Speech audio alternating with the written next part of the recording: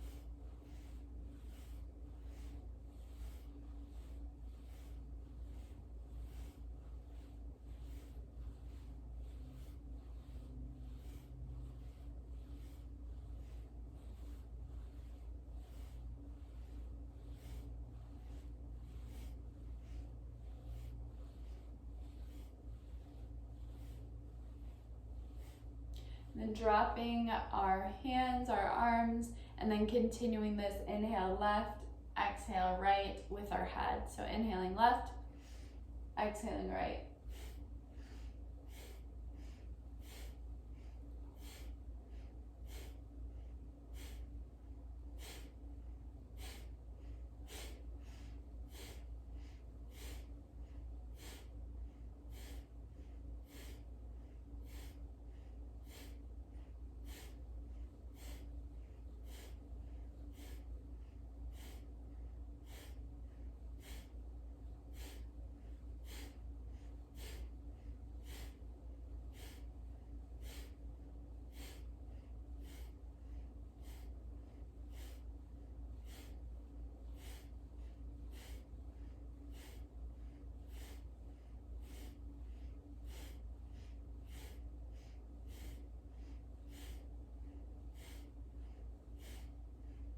Coming back to center,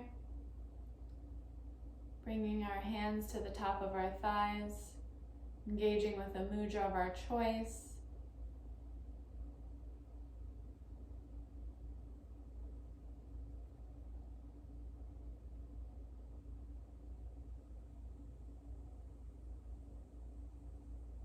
Noticing that stimulation we just created inside of our body, inside of our energy field.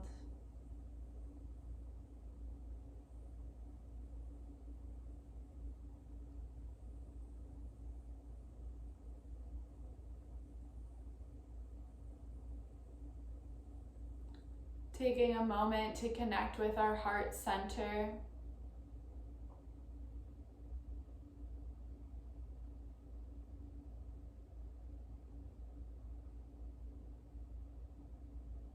As Dr. Joe Dispenza says, feeling your heart energy center in space.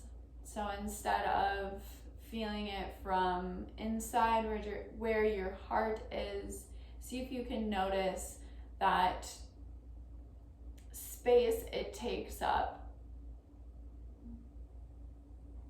the energy field around it.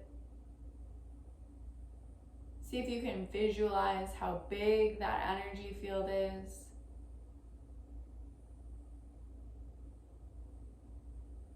And see if you can take it out even further. Maybe when you first notice that it's inside of your rib cage, but can you expand that? Can you take that the size of your whole torso?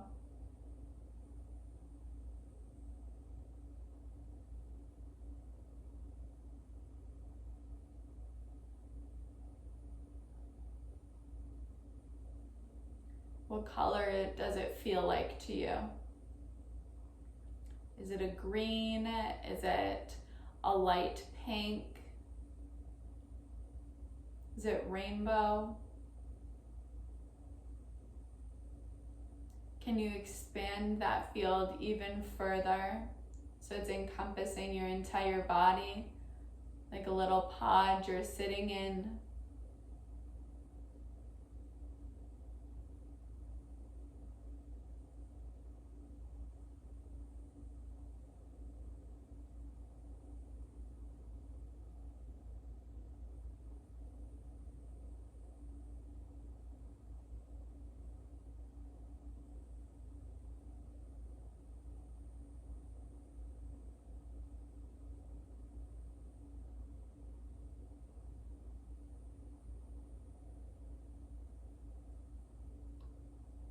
Feeling back into our body, maybe wiggling the fingers as we get ready for our next Kriya. And we're going to meet on our backs lying down.